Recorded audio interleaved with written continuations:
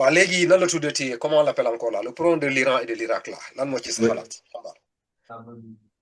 Iran, Irak, bon, c'est compliqué, hein.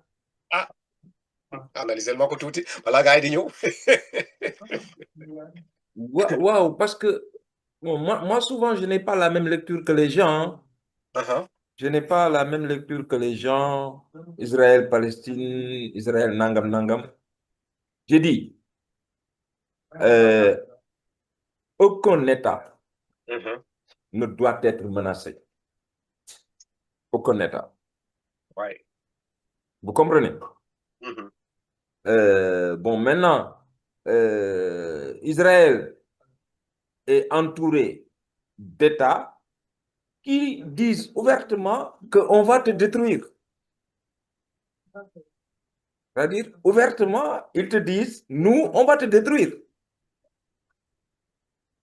Et ça ne facilite pas Bon, je ne suis pas maintenant là pour vous dire que qui m'otogne ou lequel m'otogne, hein. Non, je suis pas encore là. Mais je veux dire, ambiance même, ambiance où nous déjà c'est morose, c'est catastrophique, quoi. C'est-à-dire, tu vis avec tu vis avec un voisin qui te regarde en chien de faïence et qui dit, je vais de toute façon te détruire. La conséquence, c'est quoi? La personne est dans une posture de violence. Et malheureusement. waaw Maintenant, mais. maintenant Mhm. euh, je pense qu'il y a une sorte de psychose d'Israël en sentant que l'Iran a une possibilité nucléaire. Je crois, non la comprendre. Hein. Menteur peut-être va avoir une autre lecture, mais je crois que Israël in fine, se dit que euh, Iran dafa am capacité nucléaire et que donc si sama kaw la jëm si d'autant que d'autant que je pense que l'Iran était très influent au niveau de la Syrie, très influent au niveau de la Syrie, très influent au niveau aussi du Liban.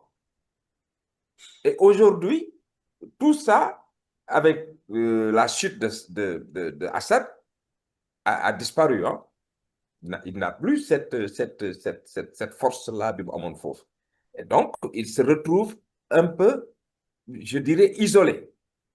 Et peut-être qu'Israël veut en profiter pour lui faire la peau définitivement, pour maintenant remettre de l'ordre dans la région, pour redistribuer les cartes, on va dire, dans la région. Il y aura négociation, mais avant négociation, il aura déjà donné à l'Iran, malheureusement, des coups qui risquent de mettre des années à réparer.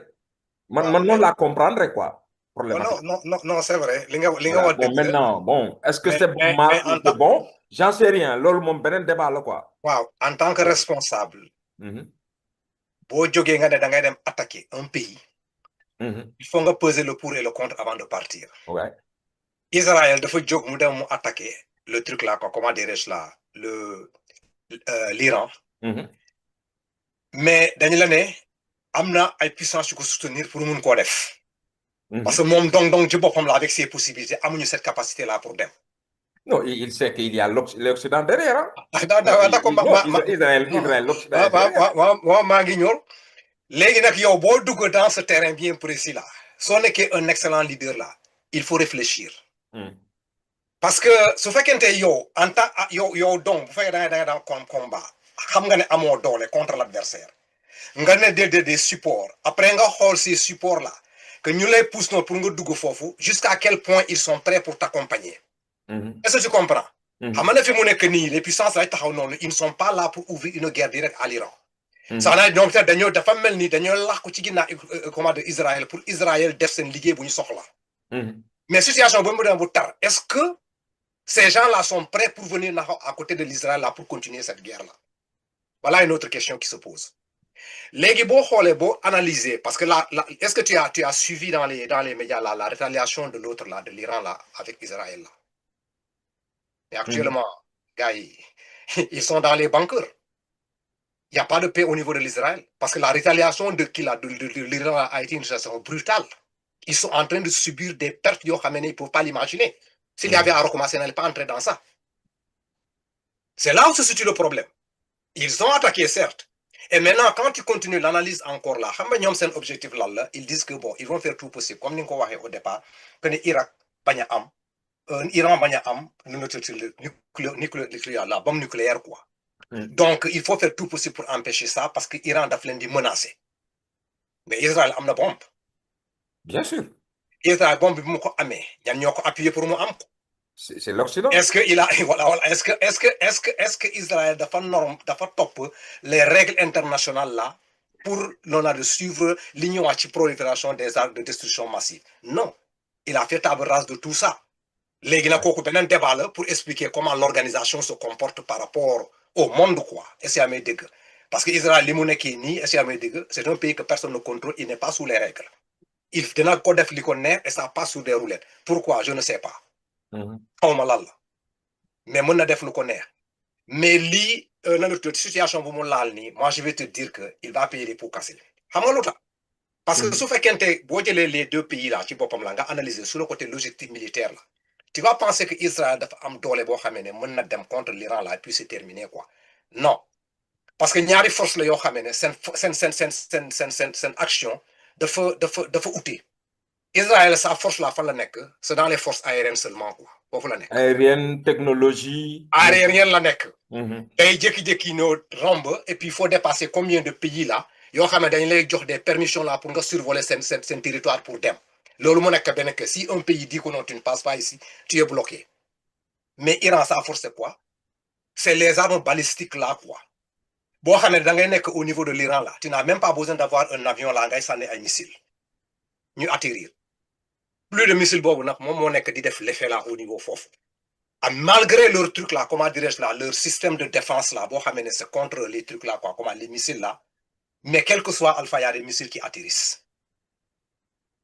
Ça chauffe. Non, non, je sais. C'est-à-dire que, bon, je pense qu'il y a aussi une problématique pour un petit peu, moi.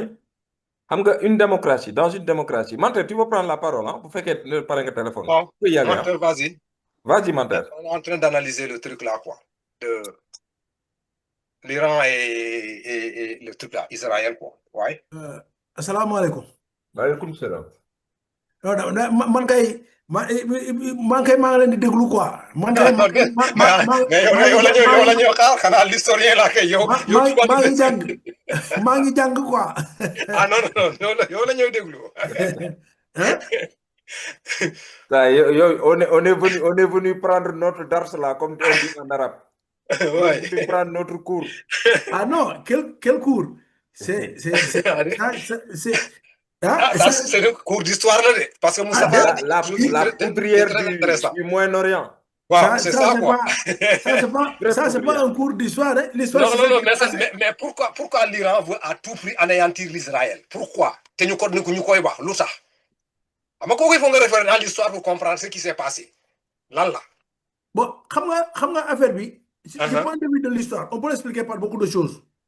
Par une période extrêmement lointaine. Extrêmement lointaine. C'est une période elle était un peu contemporaine à la période du prophète Abraham.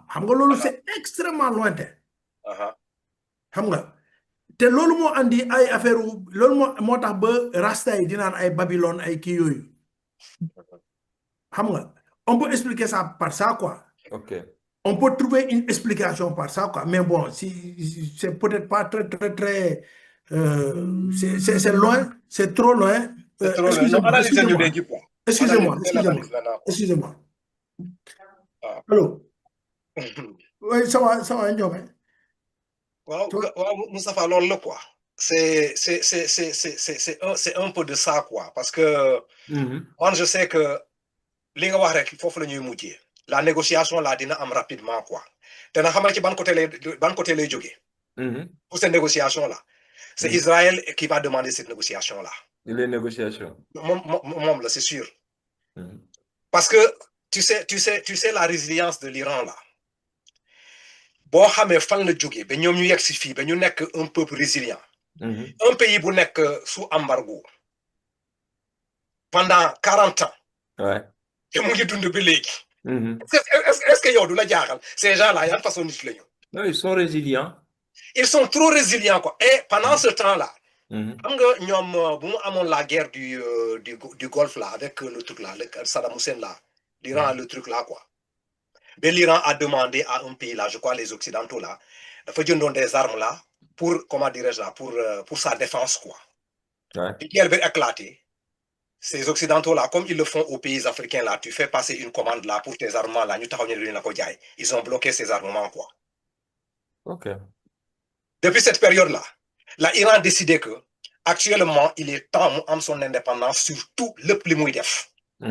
Dans le domaine scientifique dans le domaine militaire ils veulent plus dépendre de qui que ce soit. loolu la ñu instauré ci seen pays. ñu commencé di comment dire di liggéey ci seen armement ci seen bopp des choses yoo xamante ne made in Iran jógul feneen. Je sais. mais actuellement ils ont leur voiture, ils ont leur. lépp li ñuy def.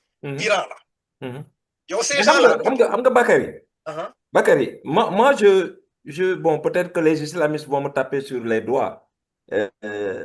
Mais am na aussi lu qualité bu ma neex ci Israël. Et je pense que nous, Africains, on doit réfléchir aussi par rapport à ça. C'est-à-dire que quand un peuple a vécu un certain traumatisme, dafa war a jaare mu régler définitivement certaines problématiques. Israël doo ko menacer. Pourquoi? Parce que fi mu jógee la en fait. dafa am fu mu jógee Israël. Les Juifs dafa am fu mu jógee.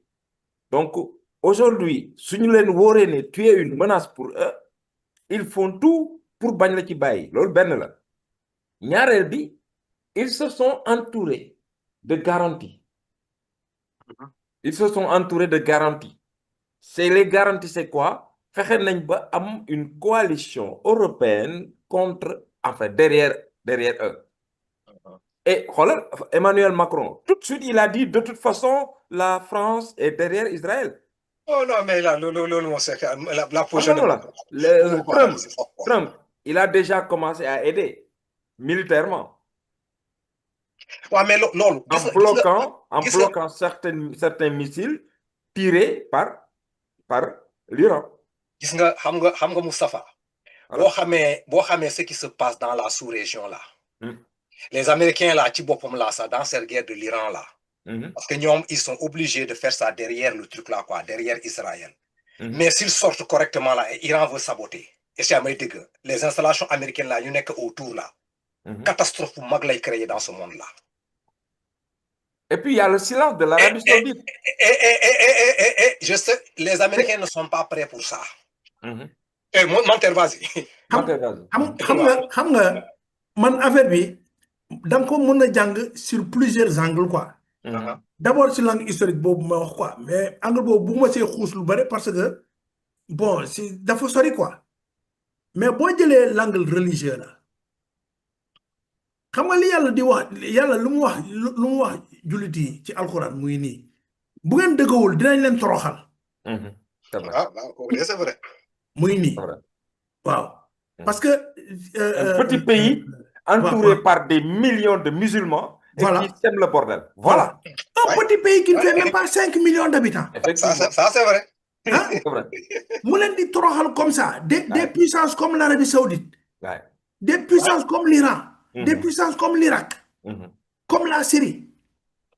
Israël dafay doxantu Syrie nu mu ko neexee. Nu mu ko neexee Syrie moom c'est sa douche quoi foofu lay demee def ses besoins après mu ñëwaat. Nu mu ko neexee la Jordanie n'ose pas dire un mot. Je ne te parle pas de Oman et de ces petites principautés nga xam ñoom ñoo gën a naafeex fii. Xam nga il n'y a que l'Iran bi fa taxaw te Iran bi fa li Iran taxaw ba en puissance tax na ba Arabie Saoudite se sent menacée comme Israël. Effectivement. Donc Arabie Saoudite fi mu ne nii moom Arabie Saoudite waxu ko de mais je suis sûr que l'Arabie Saoudite souhaite secrètement la perte de l'Iran. De l'Iran. Non, mais ça, non, ça c'est vrai, ça, c'est pas quelque chose de caché. Maintenant, ce qui fait l'équilibre dans la région là, c'est un peu la Russie. Maintenant, tu te rends compte, tu comprends pourquoi est-ce que Poutine, depuis qu'il est arrivé au pouvoir, il ménage la Russie. Moi, c'est maintenant que je comprends quoi. Il menace? Il ménage la Russie. Quoi. Il ménage la Russie, quoi. Il ménage la Russie. Ok. Je parle pas je veux parler de qui? Trump. Trump, ok. Comment Trump ménage la Russie, quoi? Oui, la Russie. Wow. Tu comprends? Donc, il y a une sorte d'accord tacite entre la Russie et les États-Unis sur ce problème-là.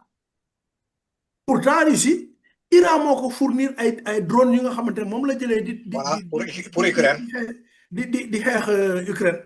Ok. Maintenant, à propos de superpuissance, il n'y a que la Chine bu taxaw ci côté Iran. te la Chine moom on le sait moom lu mu taxaw moom day taxaw, mais la Chine ne s'engage jamais sur le plan militaire. Sur le plan militaire. Waaw. La Chine ne s'engage jamais sur le plan militaire. Mais elle peut fournir des logistiques, quoi. Wow. Il peut fournir la logistique, mais il ne s'engage jamais sur le plan militaire, autre part que leurs frontières. Xam nga. Alors, maintenant, les relations internationales, là, mais c'est du affairisme international. Voilà le mot. Ah oui, ça c'est vrai. Mais comment tu peux... Israël refuse de signer tous les traités. Israël ne ratifie aucun traité sur le plan international. Pourquoi? Parce que lii mooy yéen def leen mais ñun lu ñu neex la ñuy def. C'est vrai. ay traités yu bëri moom États-Unis sax duñ ko ratifier duñ ko signer. te lii c'est grave. Gis nga je vais te dire xam nga ce que les gens n'ont pas compris. Gis nga ce qui a parmi ce qui a amené la Deuxième Guerre mondiale, c'est la SDN, le traité de la SDN. Les Américains, le Parlement américain avait refusé de le ratifier. Les États-Unis, ils ont proposé SDN, mais ils ne sont jamais entrés dans la charte de la SDN. Ok. Xam nga loolu bokk na ci tax ba SDN faible. te faiblesse SDN bi bokk na ci li andi Deuxième Guerre mondiale. Xam nga affaire bi mu ngi ko bëgg a niru quoi, parce que Amérique au lieu d'entrer dans les protocoles internationaux yi nga xamante ne dina tax ba mu am beaucoup plus de stabilité dañuy bañ. Par exemple, la Cour internationale de l'Haye seen yoon nekku si yenn affaire yu bëri yi ñoom duñ ko signé duñ ci dugg. Non, mais ça c'est pourquoi ils le font. Alors, c'est pour se libérer et faire ce qu'ils veulent, sous le prétexte que, en tout cas, eux, ils n'ont pas signé de traité. Donc, ils ne sont pas liés. Ils ne sont pas liés. Mais comment on peut comprendre qu'un pays comme Israël dit attaquer les... Qu'est-ce que... Israël, est-ce que Yonama ici? Bon, Yonama ici, quoi. C'est vrai. C'est-à-dire que Iran a mis bombe atomique. Il se sent le plus visé. Mais l'Iran, xanaa kay bala ngay di da ngay visé nga xaar sax ñu attaqué la tuuti, mais l'Iran n'a jamais attaqué Israël frontalement comme ça. Effectivement. Mais c'est eux qui prennent l'initiative d'attaquer Israël et d'attaquer l'Iran pour soi-disant ñi dañoo am bombe atomique war nañoo am bombe atomique et pourtant ñoom am nañ ko. Non, c'est ça le monde. C'est ça les relations internationales. Pendant qu'ils y sont, pourquoi ils n'attaquent pas le Pakistan? Le Pakistan a la bombe atomique. D'accord, parce que le Pakistan a na. Camara. Jo, vas-y. Xaaral ma joxe sama grain de sel ci affaire bi. Bon, kii Manter, yow yaay historien bi fii. Bon, mais je pense que angle yi ngeen di jëlee kii. C'est sur le plan sociétal, quoi. Mais dans le côté religieux. Et vous voyez, dans le côté religieux. Moi, je ne suis pas très fort, je l'ai toujours dit, concernant la religion. Ñaari côté, muy catholique, chrétien, voilà musulman. Tu vois. Qui est le fortuné, as tout. Je vous pose la question. quel est le peuple élu de Dieu dans l'histoire religieuse? Le peuple élu de Dieu, ñan la? Non, je vous pose la question. Wow, c'est à cette question-là. Oui. Nous, en tant que musulmans, si tu dis quel était, on pourra répondre à la question. Donc, contre toute l'histoire, on va utiliser l'imparfait. Non. Aujourd'hui, le peuple, aujourd'hui, ce que Dieu considère comme étant le peuple le plus droit, c'est les musulmans. Tu mets ça à l'imparfait. Non. Laisse-le raisonner. Il faut comprendre ce que non. Quand Dieu dit quelque chose, tu mets ça à l'imparfait. Non, mais tu as posé la question, il te dit dans l'imparfait. Écoute, il va développer. Parce que c'est très là. Parce que moi, on est l'imparfait, j'ai compris. Je l'ai mis à l'imparfait. Je l'ai mis à l'imparfait. Parce que, effectivement, nous, on est là, on est tous musulmans, nous tous, on est passés par le Coran. On a un temps soit peu de petite connaissance sur le Coran. Dieu, dans le Coran, reconnaît explicitement et implicitement que Israël est le peuple élu, mais était son peuple. Jusqu'à ce que Israël, si bopam, def lu tax ba yalla bayiko. Parce que lolo am. Lan la Israël def. Vous n'allez pas vous entendre. Non, dafa bari sax, mais l'angle là n'est pas bon. Voilà. C'est-à-dire que cette direction-là, c'est une direction religieuse, quoi. Je veux apporter une réponse à quelque chose. Comment se fait-il que 5 millions d'habitants m'ont résisté à presque 1 milliard d'habitants? Oui, c'est une bonne question. C'est ça le problème. Comment? Reprends la question. 5 millions de personnes. 5 millions à peu près. Wow. Les juifs là, Israël. Un peu moins, ça. Ñi leen wër presque jege nañu milliard. Wow. Te mënuñu leen dara. Ah non, mais c'est facile à expliquer. États-Unis, moi, c'est loolu laa bëgg a xam. États-Unis, moi, c'est jàpp. Ouais. Les puissances. États-Unis, moi, c'est jàpp. Arabie Saoudite, jàpp na si. Arabie Saoudite. Les États-Unis et tous ceux qui sont derrière. États-Unis, États-Unis, c'est tous ceux qui sont derrière les États-Unis. Pourquoi les États-Unis? Il faut voir l'histoire des Juifs. Les plus grands savants du monde, c'est des Juifs. Je ne sais pas. Les plus grands savants du monde, c'est des Juifs. Même si nous avons une nationalité, mais c'est des Juifs. Rien dire ça. Pourquoi les savants du monde sont des Juifs? Ça veut dire quoi? Tous les savants du monde, les plus grands là. Les plus grands, il faut savoir écouter. C'est ce problème. Ce que tu dis n'est pas vérifié. C'était. Pourquoi tu utilises l'imparfait? Nous utiliser l'imparfait. Ensuite, une affaire. Moi, je l'ai dit ici dans ce panel-là. De tout bord, il ne faut jamais mettre la religion devant. Il faut éviter ça. Parce que nit ki, ce n'est que mon kenn, nga indi religion rek et se multiplie par 10. Religion mon sensible. Problème Israël ak ñi ko wër, loolu daf ci am. Te dama gis ne am na yenn point yoo xam ne ñi ànd ak ay Iran yooyu duñ ko xool. Ñi dëkk France comme Pape Sarr xam na li xew France de par rapport ak xeetu arabe. Waxuma religion de arabe laa wax. Soo tàmmee di dem France di voyager di nga xam pourquoi les Français seen posture par rapport ak genre xeet boobu. Même yéen ñii di dem Màkk moom am na ay mbokk musulman ñii di dem Màkk duñ leen nettali mukk lu ñuy daj biir Màkk. Est-ce que je te dis quelque chose lu gën a jege? Liban, Sénégal, yenn industrie yu gën a dëgër fii libanais ñoo ko yore. Mais les femmes sénégalaises n'ont pas le droit d'accoucher au Liban. Pourquoi? Parce que dañuy ne am droit de sol. Bëgguñu doomu sénégalais yi am droit de sol. Est-ce que tu vois? Donc, ñu mel noonu lu tax ñun ñu leen di supporter. Même Maroc, gis naa benn vidéo xam nga si c'est vrai ou pas.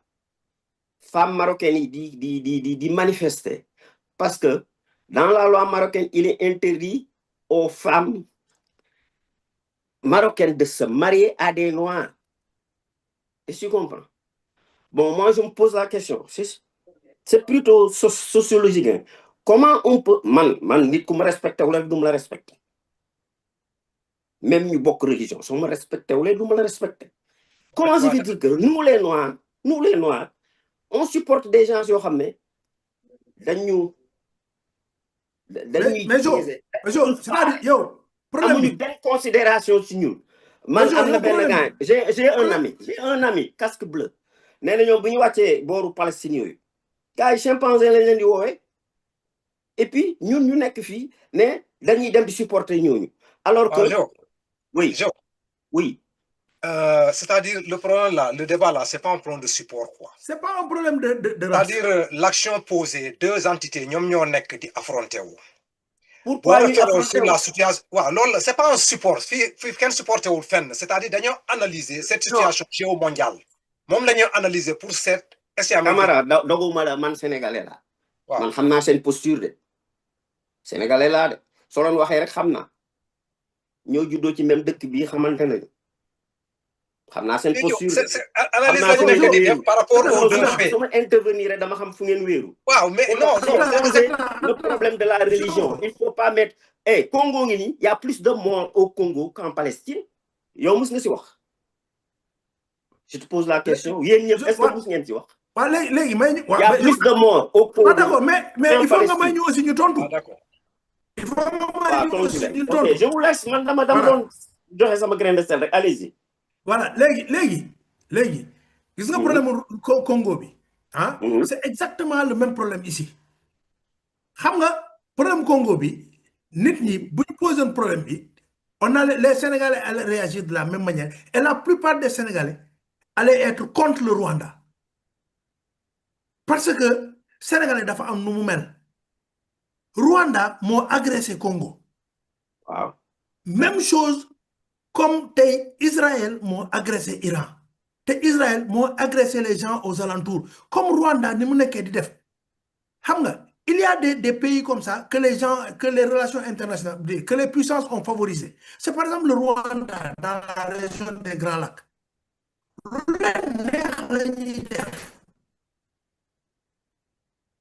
C'est par exemple Israël.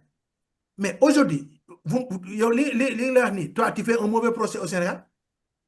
Le Sénégal est le pays qui a fourni le plus de militaires aujourd'hui au Congo. Tu ne peux pas dire que Attends. ne parle pas du Congo. Ce développement, d'accord, aussi.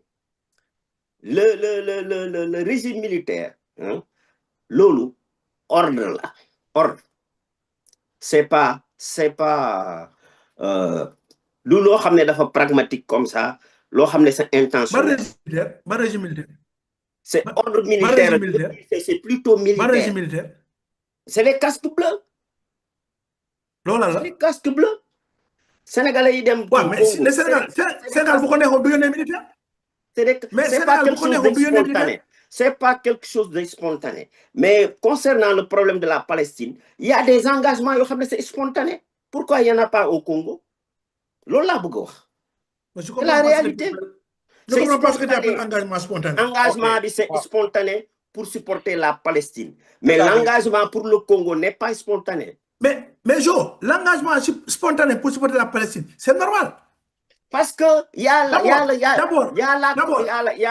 Palestine qui est victime. Il y a la coloration religieuse. Il faut accepter ça. Attends, Joe, je vais te dire. D'accord, mon côté religion, affaire. Non, alors que Israël dafa am droit de sol. Israël, ils sont pas nés dans le néant. Dafa am fuñu joggé. Té ñi leen wër dañu né ñoom dëkkuñu fofu. C'est ça l'histoire. Mais dëkkuñu fa. Fan lañ dëkk. Voilà. Xam nga yow ya historien wax ma fan lañ dëkk. Mais xam nga motax affaire bi l'histoire là, ça n'a pas commencé en octobre 2023 là. Comme les gens veulent le faire savoir. Problème bi moy bo remonter aussi après ñoom fexe nañu ba jaxase affaire bi mais tey situation bi ni mu nekkee tey mooy comme la situation est là ku nekk reste dans tes frontières chacun a des droits mais Israël ne veut pas reconnaître le droit des peuples palestiniens aujourd'hui. Non. Il y a un clan radical qui ne reconnaît pas l'existence des Juifs. Dañuy waxante dëgg le Hamas là. Il ne reconnaît pas les Israël aussi, mais Israël ne reconnaît pas les Palestiniens. Les extrémistes, c'est dans les deux sens, hein? C'est dans les deux sens. Normalement. Su fekkente nak man ànduma ak juif yi de. Non, maa ngi ñëw. Non, kenn waxu da nga ànd ak ñoom. Non, defal nank xarab mantre ma am kii ko. Da nga doon ut fu nga wër. Juif yi la àndal, c'est ça la vérité. Waaw. Da nga doon wër suuf pour dëkk. Ñi yow ñu jox le suuf yow nga toog ba pare. Le voisin qui se trouve à côté nga ne ko moom amul droit am suuf. Nga ne dañ leen jox suuf ñooñu fu ñu juddoo ba ngay ne dañ leen jox suuf. Mais juddoo ñu foofu. Yow Abraham Moïse bi muy dem fan la jëlee. yow Moïse nga commencé bul commencé Abraham fan la jógee. Presque tous les prophètes c'est des juifs. Ma ne Abraham fan la jógee. Abraham foofu la jógee. Déedéet jógeewul foofu. Abraham fan la jógee. Waa kañ. Abraham il n'est pas juif. Il est juif. Hein? Abraham c'est le premier mais jógeewul foofu. Fan la jógee. Abraham il vient de l'Irak, il vient de Our. Abraham Our. C'est la même région naturelle. Là? C'est la même région naturelle. Ouais, d'accord. Ok. Abraham il vient de l'Iran. Iran bi tey noonu. Région boobu foofu la Abraham jógee. Ouais, après mu remonté il est remonté par les deux fleuves là. Am na ñaari fleuve yi nekk foofu xaw ma ndax yaa ngi xool carte bi am na ñaari fleuve le Tigre et l'Euphrate. Waaw. ñaari fleuve yooyu foofu la Abraham. tàngoon naa ko mais dama ko fàtte. xoolal affaire nii la def quoi dafa def genre arc nii. waaw gis naa ko genre jooñ. voilà benn weer nii foofu la ñu waxee le croissant fertile. Abraham foofu la remonté xam nga dem ba Israël tey mais ba mu demee foofu dafa dem il a trouvé un peuple là-bas. Il a trouvé des Philistins là-bas. Philistins mooy ñan. Mais ñooñu la Abraham fekk. ñooñu ñooy ñan Philistins ils sont quoi. Mais c'est un peuple. Waaw. Donc Abraham juif yi moomuñu foofu. ba pare ñoom dañoo continuer woon dem ba Égypte ba ñu comme ça foofu. Donc les Juifs sont tombés comme ça du néant comme ça. Non, je n'ai pas dit ça. On n'a pas dit ça. Non, je pose la question. Non, mais je t'ai expliqué. Faut nous choquer. Ce que Dieu a dit. Les Juifs ne sont pas tombés du néant. Mais quand il a fallu après la guerre leur trouver un territoire, les gens ont décidé que la plupart des Juifs viennent de cette région effectivement. Mais je dis bien région. Et comme il y avait encore de l'espace, non occupé. Non, c'est pas non occupé. La Palestine existait déjà sur la carte. Il n'y a jamais eu Israël sur les vieilles cartes. Il n'y a pas. Jusqu'en 1948, il n'y a aucune carte du monde où c'est marqué Israël. Mais dans cette région, c'est marqué Palestine. Mais comme c'était la seule zone du monde où il y avait de l'espace sans État, on a décidé qu'il y avait encore de la place et que les Israéliens pouvaient être là. C'est comme ça seulement qu'on a pu accepter en 1948 que Ben Gurion crée l'État d'Israël. Tu n'as fait Angleterre. Ah, mais pas que Angleterre, tu n'as fait autant quelque part. Quand on laisse de l'espace à des gens qui viennent, qui s'installent, fait que un peuple. Ces peuples-là s'appellent Palestine. C'est des peuples de Palestine qui n'avaient pas créé un État. C'est le seul tort. Mais ces gens se sont rendus compte que c'est pas des gens qui vont rester tranquilles dans le coin qui leur est alloué. Ils vont commencer à grossir et à prendre de l'espace. Ils ont dit, c'est bon, nous aussi, on va se déterminer géographiquement et on va déterminer l'État de Palestine.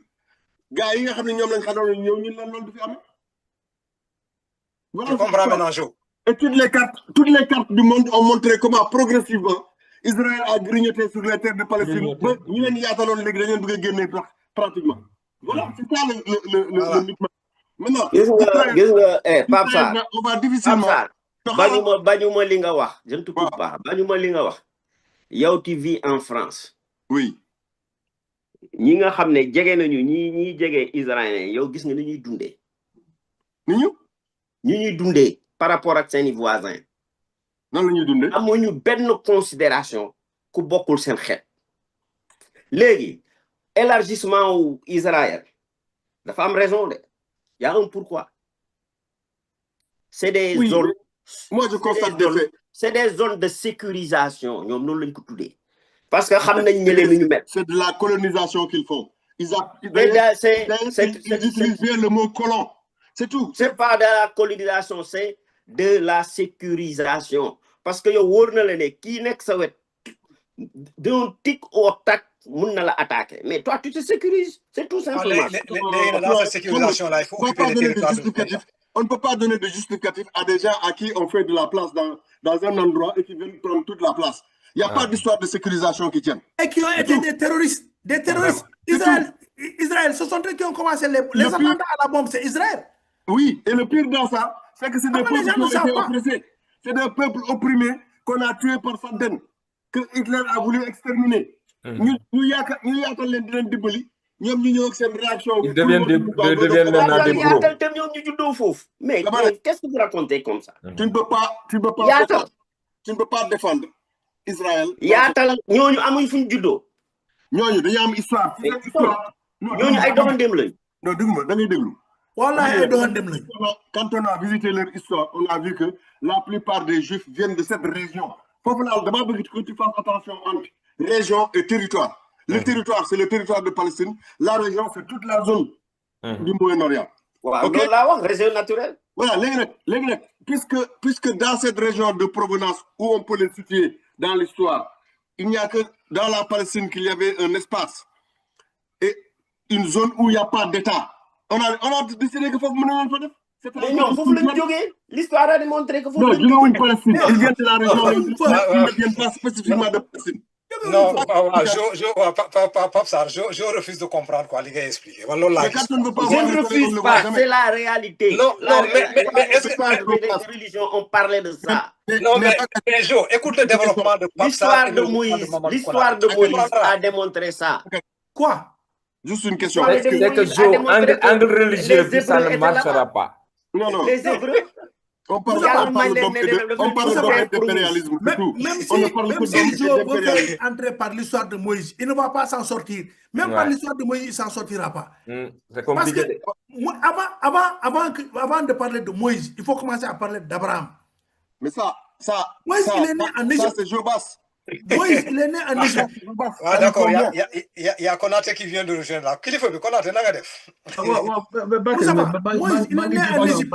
En Égypte, oui. C'est je ne sais pas si tu as suivi le débat. On est là en train d'expliquer la situation de l'Israël et de l'Iran là. Oui. Voilà, donc, su fekkente am nga point de vue bi ngay joxe yow situation bi nan nga ko analyser nga wax ñu ko après ñu ñëw ci émission bi quoi. Ouais, mais de toute façon, les questions religieuses, moi, je me refuse toujours d'embarquer là-dedans parce que les sensibilités sont diverses et variées et ça peut créer des tensions entre les uns et les autres. On n'est que mon version et puis ben, voilà quoi. Donc, moi, les questions religieuses, je me refuse vraiment d'en discuter sur ça. Voilà, je sais comment ça se passe et puis bon, ben, moi, j'ai une idée là-dessus. Bon, voilà, quoi. Je sais que de toutes les façons, c'est une histoire qui date depuis très longtemps. Moi, je me rappelle quand j'étais au Sénégal à l'école primaire, je recevais déjà des lettres de l'autorité palestinienne pour nous sensibiliser par rapport à ça. J'en recevais souvent d'ailleurs, très très souvent. Bon, bah, papa nous a toujours dit, mais écoute, ne vous embarquez pas dans cette situation-là, parce que c'est assez compliqué. Voilà. Maintenant, ce qui se passe aujourd'hui, je ne comprends pas du tout l'attitude d'Israël face à l'Iran, quoi. C'est-à-dire que, bon, ben voilà, on dit souvent que Israël est agressé par les autres, mais cette fois-ci, sur ce coup-là, franchement, après, il y a beaucoup d'intérêts derrière, quoi. Beaucoup d'intérêts pétroliers, d'intérêts gaziers, beaucoup d'intérêts de pouvoir effectivement gérer ces régions-là. Je pense qu'Israël s'est embarqué dans une situation vraiment je pense que quelque part, c'est téléguidé par les US. Et que Boussoufou Gerbi éclater, les US ne les verra pas. Ils vont laisser s'entretuer. Ah non, mais c'est pas que les Gerbi éclater vous. Les Américains ils ont eu l'expérience de ça, ils ne se déplaceront pas. Et après, ils viennent récupérer ça derrière. Ils ont toujours fonctionné comme ça. Quand tu regardes la guerre, russo-ukrainien, c'est à peu près ça. Les Européens se sont complètement tués par rapport à ça. Ils essaient de structurer plus ou moins, sauf qu'en face, il y a Poutine. C'est ça surtout, quoi. Maintenant, après, l'histoire de Moïse, d'Abraham, tout ça, moi, je me vise d'embarquer là-dedans. Toujours est-il que je pense qu'il y a une intro géostratégique, géopolitique, géoéconomique, on peut qualifier ça de tout ce que l'on veut. Il y a des intérêts particuliers derrière. Quoi. Moi, j'ai entendu parler, à un moment donné, il y a un gazoduc qui doit passer par la Syrie, par le truc, et voilà, c'est des milliards et des milliards de dollars.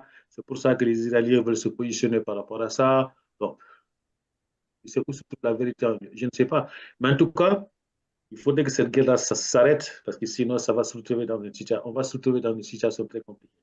Ouais. Sauf que aussi, je pense que les Israéliens, ils ont été très surpris par l'Iran. Parce que je pense qu'ils ont sous-estimé l'armée iranienne. Effectivement.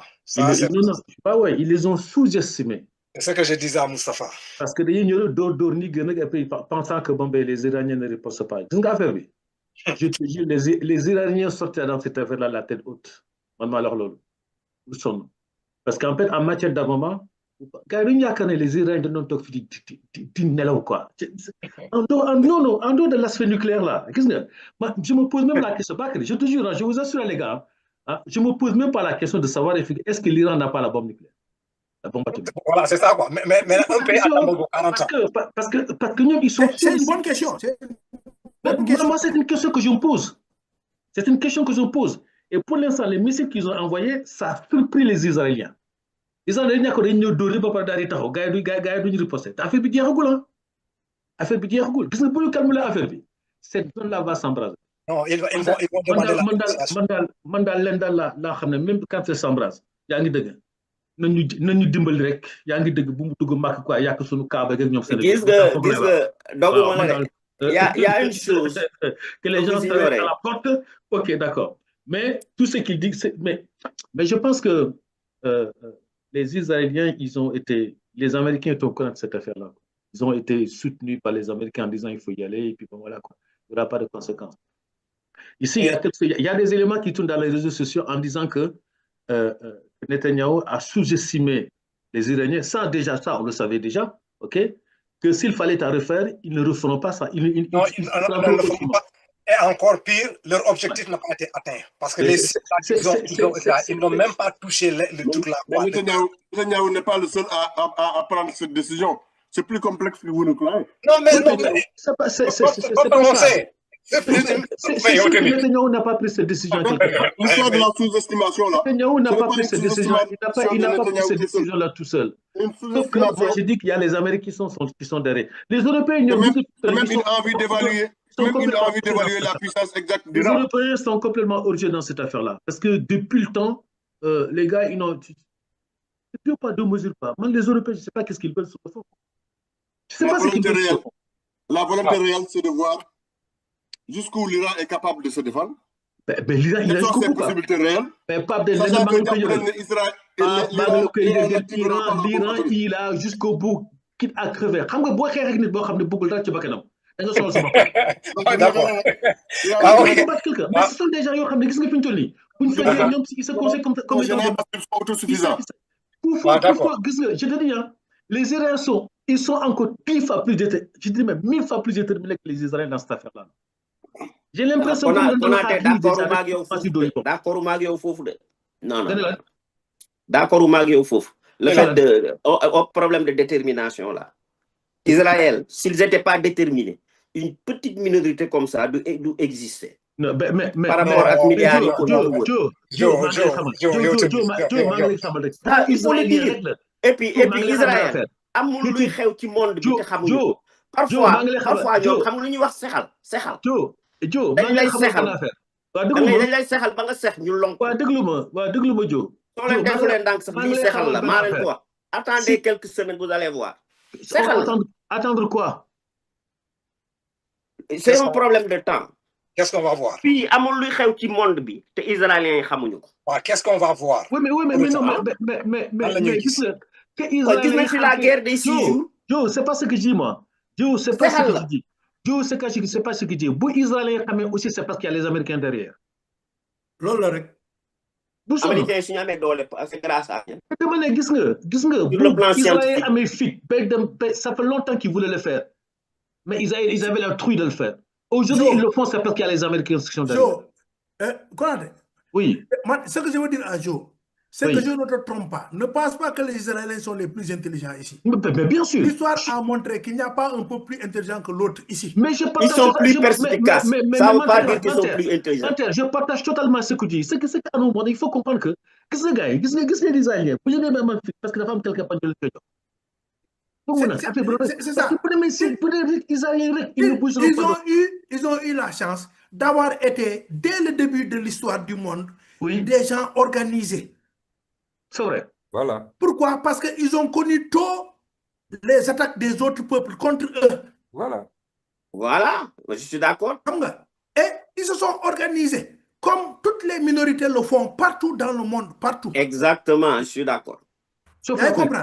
Sauf l'Afrique. Dama fi doon wax affaire Babylone. Oui. Xam nga quand les Rastas là, bu ñu contrer Babylone. Xam nga Rasta, pour les Rastaman, Babylone c'est le désordre. Oui. Nous tous on le sait, parce que nous tous, nous on connaît le mouvement Rasta. Et c'est parce que c'est le peuple babylonien qui a attaqué le peuple juif là. Moom moo ko tas. Et ils ont connu la première diaspora. Le mot diaspora est un mot juif. Juif. Tu comprends? Oui. Curieusement, c'est l'Iran, ce sont les Perses même qui les ont défendus. Oui. Les Perses là. Curieusement, ce sont les Perses qui les ont défendus. Bien sûr. Tu comprends? Oui. Ce sont les histoires des rois comme Assurbanipal, Nabucodonosor, Hammurabi. C'est cette histoire-là de la Mésopotamie.